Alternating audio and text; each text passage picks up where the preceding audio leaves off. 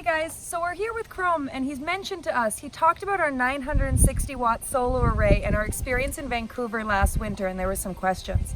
So we decided while we have Chrome here that we'll give you a little more insight on our solar and some tidbits about solar coverage, Canada versus the US, North versus South, some of those insights to help you understand why we have this solar array and some thoughts that help you in any future planning for your solar systems. So first, you'll notice Rainer is up there and we have our array tilted.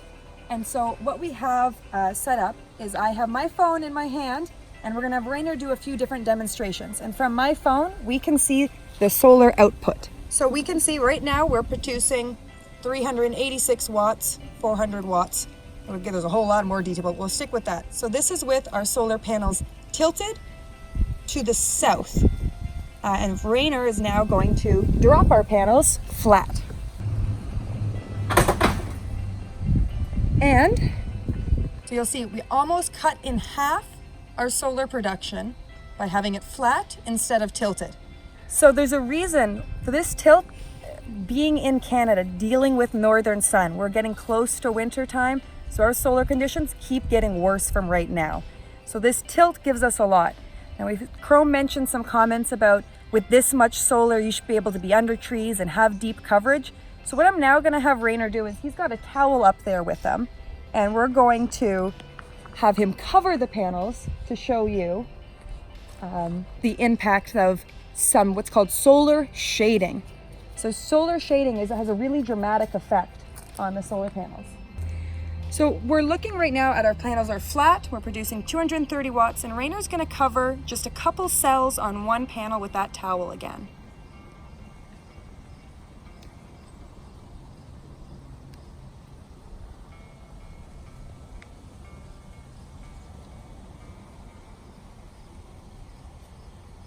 So what we're ultimately trying to show you in our very bad scientific experiment is that partial coverage of panels is devastating, let alone being fully covered by trees, all of that. So in Canada, we contend with trees and shade and leaves and snow and dirt, and all of this absolutely impacts our solar production.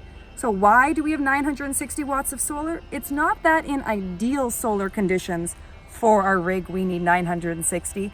It is because in the absolute less than ideal conditions, the disastrous conditions we live in, if we have this much in these glorious few moments when we get this sun, we can go maximize production and keep going. So when people tell you you only need 200 watts of solar, it's fine that it's flat. If you probably ask them where they're based, it's Arizona, it's California, it's New Mexico, it's in South America.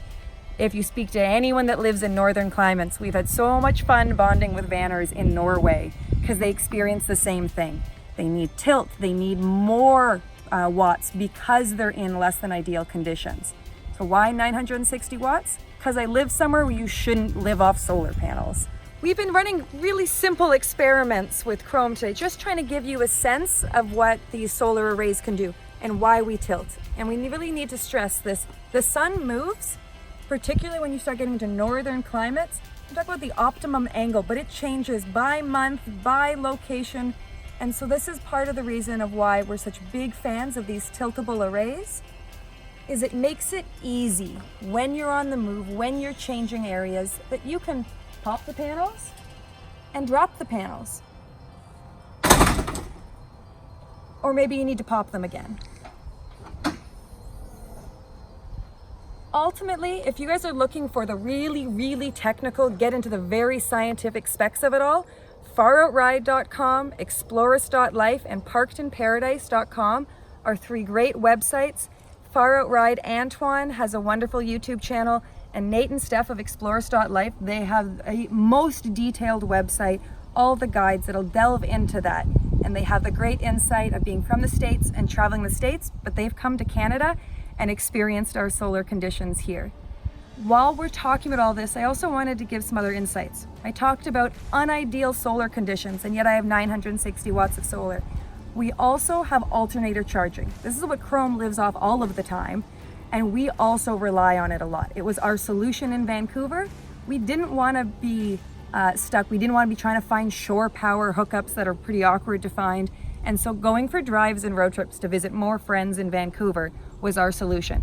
And having those kind of multi-charge solutions is how you can adapt to all regions, all climates, and have those options. If you are interested in looking into something like these tiltable solar arrays, Rainer here fabricates them, and we travel coast to coast in Canada working on them. There are also great companies in the States like AM Solar, and Rainer's their cold weather specialist because they think we're crazy for doing what we do. And they also sell ZAMP rocker mounts. And ZAMP mounts are great for DIYers, and they allow you to tilt individual panels either direction. Ultimately, if you're going to be living off solar, you really want to understand where you're going and what the solar conditions will be so you can track that sunshine. Have a good one, guys. I wanted to make this video right now because I'm in the midst of putting solar on the roof of my van. That means I've been on YouTube looking at YouTube videos, hearing tips, tricks, and advice from other people. And then realizing that all these videos that I'm watching, these guys live in optimal solar production areas year round. Like right now in the winter, they got sunshine. I got gray, cloudy skies and rain that is feeding the rainforest that I live in. Our conditions right now aren't so hot.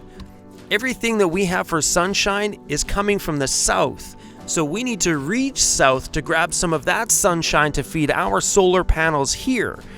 And well, I didn't know this prior to talking to Madison today. Come on, I would have been watching these videos and hearing people say you only need 200 watts of solar, mount them flat on your roof, you're good to go. And then if I did that here, not knowing that, well, that doesn't apply to me, I'd have been screwed. I would have made a mistake. I would have put a permanent install on my roof of something that just didn't work for me. So do your research. Take a look at the areas that you live before you make these decisions on your own. Don't trust all these channels. Come on. I mean, don't trust me either. Who am I? I'm just a Canadian. Eh? What do I know?